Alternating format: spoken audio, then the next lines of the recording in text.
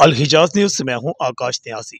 बल्दियाती election की एक तरफ लोगों ने तैयारियां शुरू कर रखी थी कि अचानक इमरान खान की वफाकी और सूबाई हुकूमतें खत्म होने का शोर मच गया, जिसके बायस बल्दियाती इलेक्शन लड़ने की तैयारियां करने वाले एक दफा फिर जो हैं परेशानी का शिकार हो गए हैं। और उम्मीदवारों का कहना है कि ऐसा लग रहा है कि शायद साल 2022 में बल्दियाती इलेक्शन फिल वक्त होते हुए दिखाई नहीं दे रहे, क्योंकि तहरीक अदम एतमाद को कामयाब बनाने के लिए वफाकी सतह पर और उसके बाद सूबाई सतह पर अपोजिशन तमाम जमातें इंतहाई अलर्ट हो चुकी हैं।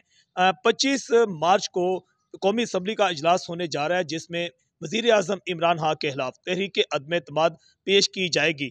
ताहम अगर इस दौरान जो है तहरीक अदम एतमाद को पेश करने की स्पीकर की तरफ से इजाज़त ना दी गई, तो इसके बाद जो अगला इजलास होगा, जो कि अगला इजलास बताया जा रहा है कि 30 मार्च, 31 मार्च या 1 अप्रैल को होना करार पा सकता है।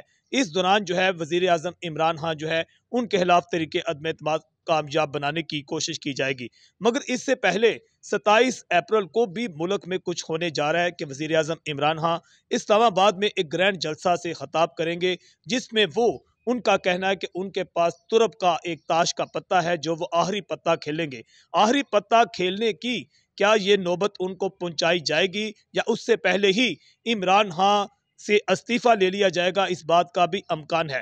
दूसरी तरफ मुस्लिम लीग काफ, MKM और बाप पार्टी और दीगर जो इत्तेहादी जमातें हैं, उनकी तरफ से भी आज या कल 24 या 25 मार्च को जो है उनका साथ छोड़कर अपोजिशन के साथ जा मिलने का भी अमकान है। जबकि मुनहरफ जो अराकीन हैं PTI के, उनकी तरफ से भी इस्तीफे दिए जाने का अमकान है।